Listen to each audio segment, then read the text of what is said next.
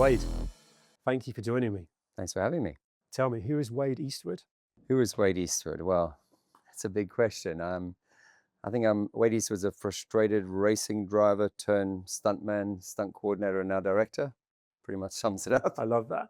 And a seriously high level, high profile, right? And we'll come to that, but big Hollywood films. I want to know where it started. Were you the kid that was jumping off the 10th step and always trying to do the next Daredevil thing? Definitely. Yeah, I was. I remember watching Superman and then trying to fly and putting on my cape and jumping off the top of the car first onto the grass and then off the low roof and I landed on a nail that went through my foot and I went to the doctor and got stitches and all those silly little things that you do as a kid. But yeah, I was fascinated by not just stunts but the film. I just love film. And growing up in South Africa, I used to go to the cinema like every new movie release. It was my little escape. Was there a film that really inspired you? Was there a film where that kind of almost influenced what you ended up doing? Yeah, I got inspired by, Magnum PI inspired me to be a helicopter pilot. I just wanted to fly a 500, a Hughes 500 helicopter, and I love that show. And Airwolf and Blue Thunder and Top Gun inspired me to be a fixed wing pilot. I used to actually ride my little 50cc motorcycle along the side of the runway where the little Cessna 152s would take off. Not exactly a F-14 and a Ninja 900 Ninja, but it was my version of it at the time with my budget. It's all about being inspired, but you then went on to ultimately be working all the Mission Impossible films, Fast and the Furious. So to link that together for me, where the kid that was aspiring to do all that made it happen. Yeah, it was, I just never took no for an answer. I think that's the biggest, and I heard it from a lot of people that were successful that you can't take no for an answer. You got to keep pushing, because so many give up and then they get so far and they never realize their dream. And I was always, I wanted to be able to do everything. I wanted a license for every vehicle. I wanted to be, I didn't want any sport or anything that I couldn't do, skydiving, scuba diving. So I was always, as a kid, like, I just wanted to have my license for everything. I wanted to know how to do everything. And the same applied to film. When I started in film in South Africa, it was low budget films. And I got bored of the low budget. I enjoyed the films because they were great fun and we just action because there wasn't a lot of great acting in them. So it was just non-stop action. But I wanted more. And that's what drove me to UK and then, to California, was just to work on these bigger budget films so that I could be creative without restriction. And that was the main thing. It wasn't, that I wanted to be the guy in Hollywood doing the big movies. I just wanted to have full creative control, and I just wanted to be, have the budget to be able to be creative and not be restrained. I get that, but to ultimately get to the top, which is what you did, there's got to be maybe a sort of lucky break or an opportunity. Yeah. What happened there? It's a lot of work, it's like anything. It's like in Formula One, you might get the wrong team and have the wrong journey and never become a world champion. Depends what team you go through. And there's those drivers that didn't even get the chance and that could have been there. And it's the same with film. There's a load of stunt performers out there that probably would have been great and never got the chance. And it's really just about never giving up. There's no real secret. I had so many doors slammed in my face. So many no's. No, we're not looking for this at the moment. No, you know, wrong size, wrong shape, wrong this, wrong whatever. And I just kept pushing. And I'd pitch up to, castings where I wasn't invited to the casting. When I moved to England, I drove trucks for the stunt companies, even though I was, quite a big stunt coordinator in South Africa at the time. And, So you may just have immersed in it I and be immersed seen myself, and just I just annoyed them, and I was always there. I pitched up to go-kart races, and I got an in through someone, and then would make a little name at the go-kart race or do something because that was my passion. And I just kept pushing. And then once I got the chance to actually do an audition properly, then all my training from doing all these string of B movies, which is where you do a lot of good training, because we don't just come in like on a Bond movie or a Mission Impossible where we need someone to do a 100-foot fall or you a cut your big teeth. fire job. Which is, you might just do that, but you haven't really done a lot of the other stuff, the fights, the falls, the general stuff.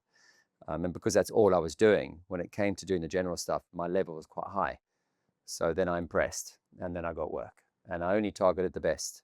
I didn't want to work for any of the sort of average stunt coordinators. I only wanted to work for the best. I targeted just those people. There's so much to learn from that, right? You put the time in, you put the effort in to be match fit and ready, and make the right choices. You've got to be ready. So you've got to be disciplined. You've got to be competent. So make sure that when you do get the break, it's not half-assed. And what was that break? Well, really for me, it was I auditioned on The Mummy, the first Mummy, I was driving the truck there again, and I'd annoyed Simon Crane, who was the stunt coordinator, a lot. And yeah, I remember him walking up saying, "What are you doing here? I didn't invite you to this audition." And I was like, "I'm just driving your truck." And, aren't you too important to be driving a truck? I'm like, happy to be here, And I was just stood by the truck. I offloaded it myself. No one helped me. I remember it clearly. And then he went, it was a bit of like, all right, South African over here. Let's see. You're meant to be quite good on the air ramp. See what you can do. And that was my tool, because that's all we did was get blown up out of trenches on B movies with grenade blasts. So I did it, and I was the only one that could complete this backward air ramp. So I got the job doubling Brendan Fraser, and then the rest was history. Took me to double James Bond, and the next one was the World Is Not Enough, and it went on, and that was the sort of break to be able to survive staying in England and paying my bills and get going and continue my training. And it's something I say to all the people that come through me that I mentor, is versatility is value. If you're not versatile, if you're a one-trick pony, you'll only work on those certain movies when they come about. Like if I'm only a driver, there might only be one driving movie every 2 years. So you have to be versatile. And the B movies, the low budget movies in South Africa made me versatile. Get on a horse, get in a car, drive that bus, roll that truck. You had to be able to do everything. Did you ever say no to anything? Because one of the things I was thinking before we were going to talk is that there are clearly so many things you've done. Have you drawn a line at anything where you've actually genuinely thought, I really could die in that? No, I never said no. I mean, because there's a way to do everything. Whether it's adding a wire to it for safety or something, there's always a way to do it. And I was very analytical at the time, even as a young performer. If the coordinator wasn't necessarily the best, in the B movie world, I was always like, well, could we just, put a wire on that tree and descend me and just have a little bit of break at the end because it's too high to jump, naturally into water from 200 foot or something. Could we just have a little bit of decel or rig something up? So I was always thinking ahead.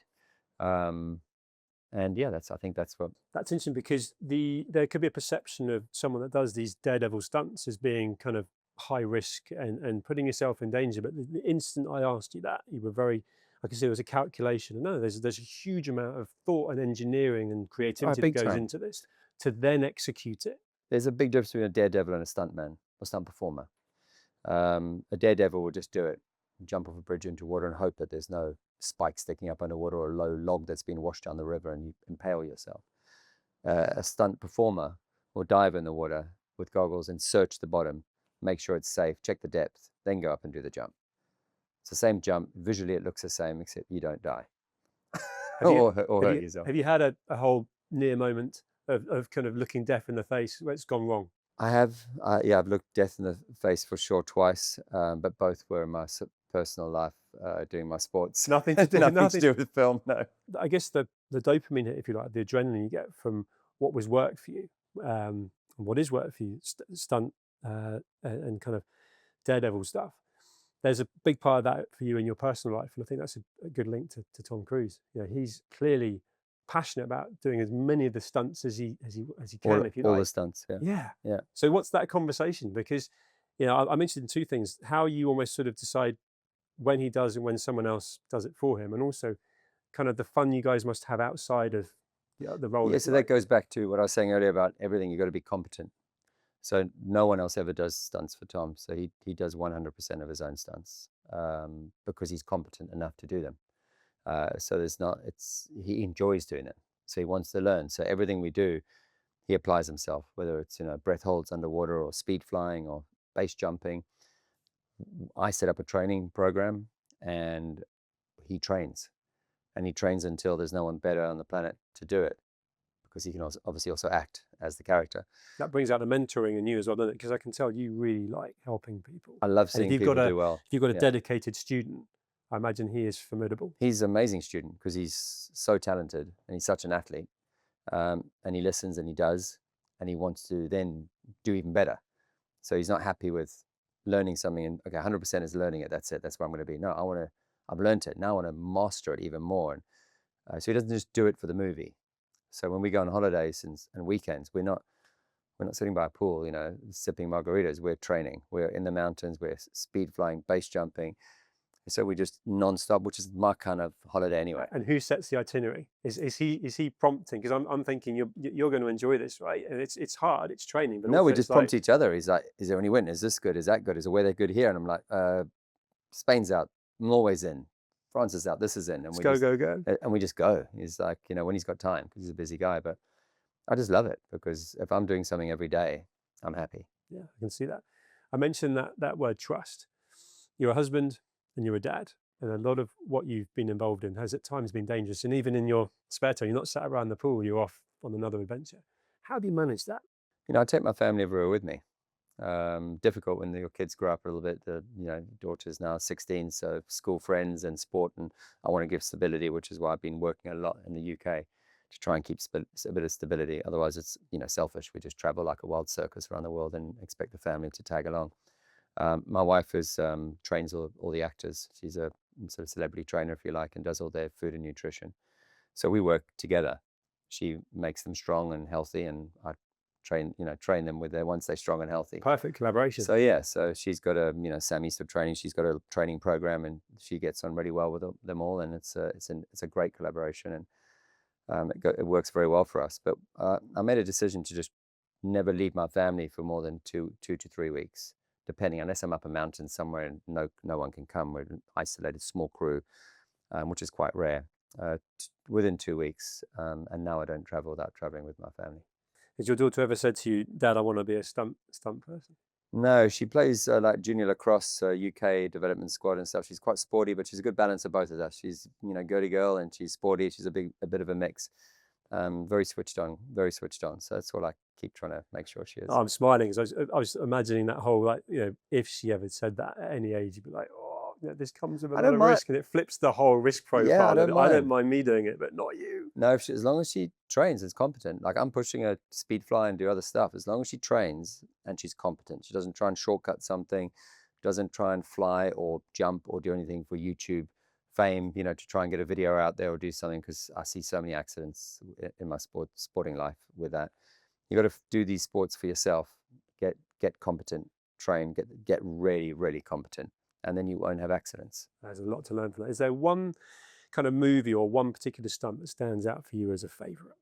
Mission 7, when Tom did the base jump on the motorbike, with the bike, that was a lot of training, and a lot of guts and a lot of balls. Even though he was competent and we trained him to the end, it still takes a lot to ride a motorbike down the center line on a very narrow ramp with crosswinds and into the abyss. I was just thinking, how did you train for that? I mean, that's yeah. So we did a massive training program. I mean, you know, we started off with a motocross bike, and we'd train him with just motocross and jumps. He could already ride a bike and do stuff, but we just pushed it. And then every couple of weeks, when he got better overnight, I would extend the jumps just a little bit. So we kept extending slowly. So we do everything in gradients.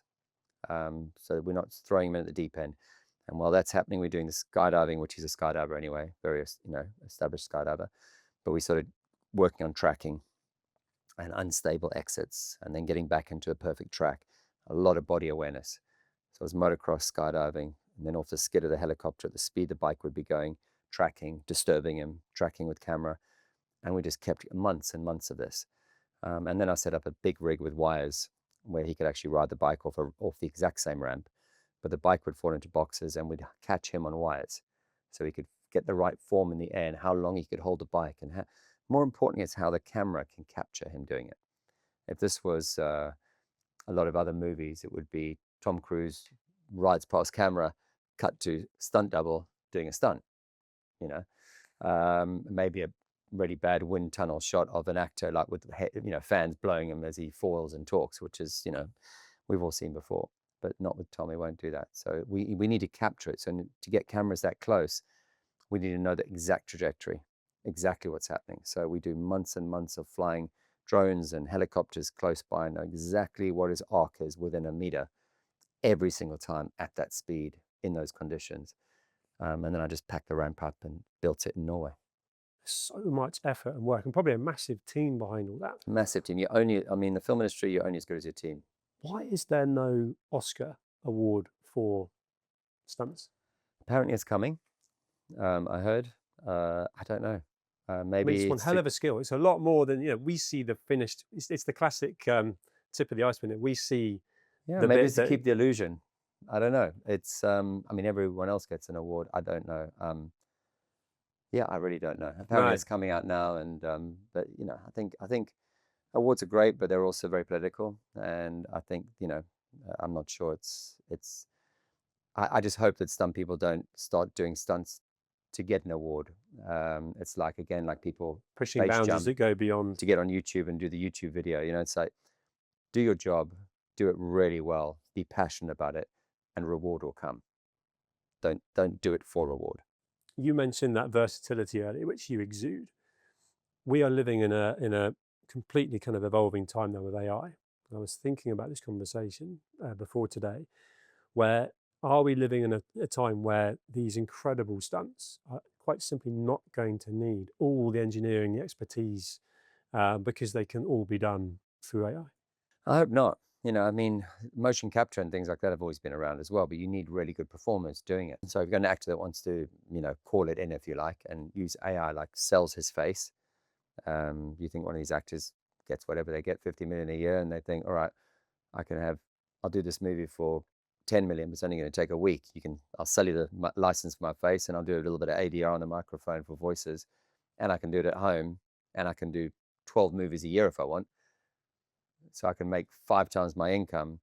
But I feel it's slightly selling your soul. I think the stunt people will still work because you'll need a body to do the movement to capture, whether it's mocap or whatever it is, in a volume. You'd have to capture the movement, like the video games. Those are all stunt people and are capturing that movement. Maybe we have enough movement captured that we can eventually take over without a body at all.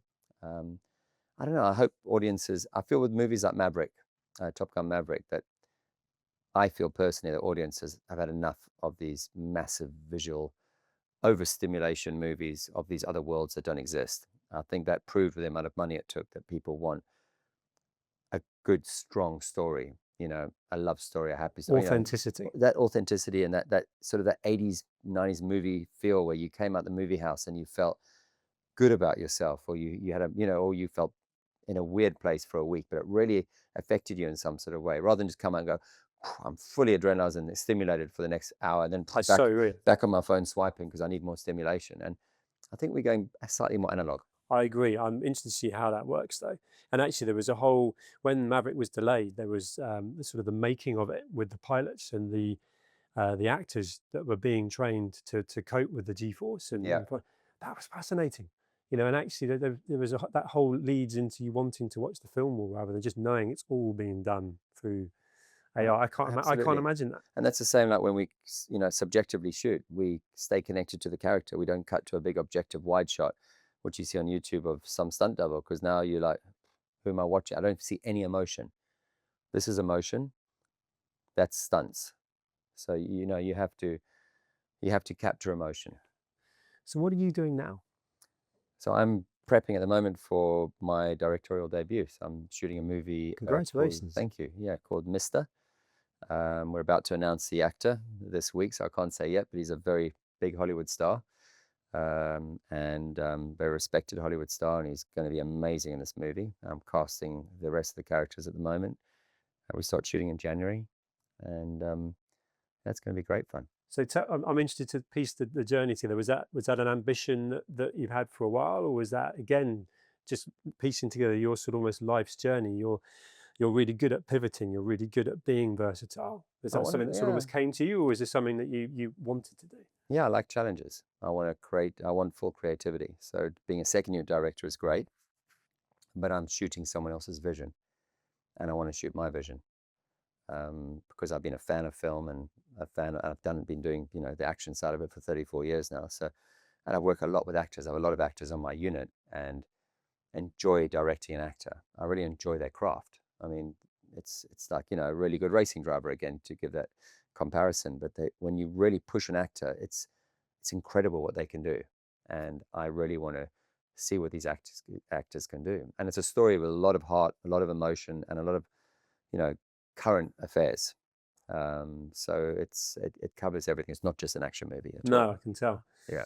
There's a real sense of leadership. I've used that word mentorship already that comes from you. And a lot of that is based on probably the experiences that you've had, but also how you've looked after yourself to be able to look after other people. Tell me what you sort of swear by, if you like, to look after yourself both mentally and physically fit, because I can see that's important to you. But what are the things that really work for you?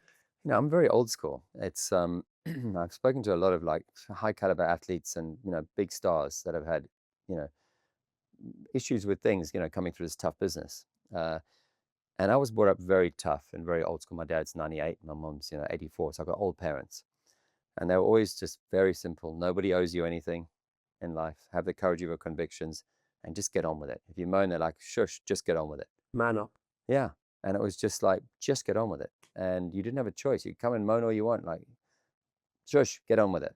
And you sort of have to. If you sit there bleating on, it's just get on with it. Make a plan. Make a plan, and do something else. And I was, yeah. So that's my method. Obviously, I keep fit. I do my sports, a lot of running in the hiking in the mountains and jumping. And I don't think I would hike and run if I wasn't going to jump as an end result, because I would get bored of just doing So that. there's always almost like a challenge at the end of it. So are you a gym guy? Are you? Definitely not. That's where I'm going. No. So there's no kind of morning routine. This is the next. Then everything builds up to jumping off something or having a challenge at the end. Yeah, I do a workout at home. I do a pool workout, so it's underwater. So it's like big wave breath hold training. So I do a lot of breath work, try and push my breath hold. So again, it's a challenge. And then how fast I can do the sort of water workout side of it. I do a bit of that, but more I'm happier in the mountains or surfing, or climbing. I do like the indoor climbing gym at home, so I do a lot of this stuff. So there's got to be a small element of risk, like I guess someone pointed out to me that you could drown doing a breath hold, you could fall doing a climb. I guess it's the sort of little bit of risk that I enjoy, and then having the competency and to not fall or not drown is making sure that you stay sharp in your mind. It goes back to the discipline, doesn't it? It really does. And it's something the other day I was running, a friend of mine, Art Matthews, who's this amazing singer from South Africa, and he was staying with me, and he was doing the breath hold challenge with me. And on day one, we had a really chill day, and we did this breath hold challenge in the pool, and we both surpassed our levels. The next day, we had a lot going on. He was traveling, his girlfriend's. I had lots going on, as well as packing up for the surf trip and mountain trip I'm doing on Thursday. And we did half what we did the day before. Just mentally, we were too preoccupied. We couldn't switch off to just do the training. And that's with everything. If you really have to learn to control the mind in everything. And, at work, you could go on film set and you'd be worried about what that person might say. You have to shut out all the white noise, and you have to selfishly just think about your direction, your focus, and get it done. Especially for me, I've got other people's lives in my hands, so I have to make sure I'm 100%. That's fascinating. Actually, but back to you in that leadership role, that's kind of the person that's really supervising and organizing events in a busy film set where there is distraction or people having extracurricular things going on ahead. Can you recognize that? Have you ever had to kind of almost remove 100%. someone, whether it's the actor or someone that's Definitely. performing the stunt, and just have a whole kind of you're not ready? I've called the action off. That's a skill to recognize that, though. Yeah, it's also that goes back to having the courage of your convictions, which my dad taught me, because it's like no one, especially in Hollywood, that no one wants to put their hand up and say, not even the big studios. Time is money. Time is money, and they're like, oh, probably should say something, and that's my job, but I'm not going to, in case I'm wrong or I get shouted at. It's like you have to have the courage. They're paying you in that position to look after that person, so everyone can do their job to their maximum.